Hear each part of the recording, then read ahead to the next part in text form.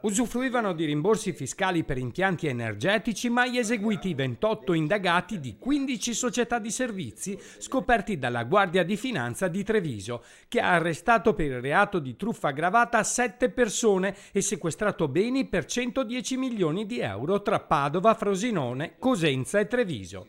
In Veneto sono stati eseguiti 3 arresti, 2 imprenditori fra Treviso e Ponzano e un'imprenditrice a Pontelongo nel Padovano. La truffa ha una dimensione enorme, riguarda l'indebita erogazione di contributi da parte dello Stato per oltre 120 milioni di euro. Gli investigatori delle Fiamme Gialle sono riusciti a bloccare una maxi frode che avrebbe fruttato 500 milioni di euro con i profitti tratti dai titoli di efficienza energetica mai eseguiti. È stato accertato che i fornitori di società che detenevano certificati bianchi incaricati ad evadere le pratiche erano evasori totali oppure presentavano dichiarazioni annuali con valori irrisori e comunque incongrui rispetto a quelli indicati dai clienti.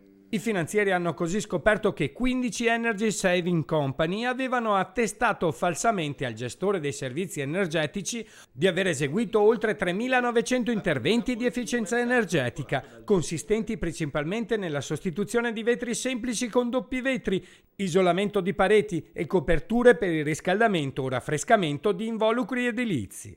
In tal modo maturavano il diritto al rilascio di titoli di efficienza energetica, i certificati bianchi, rappresentativi in sostanza di un contributo pubblico per il risparmio di energia. Ma sia gli artigiani che i loro clienti non ne sapevano nulla.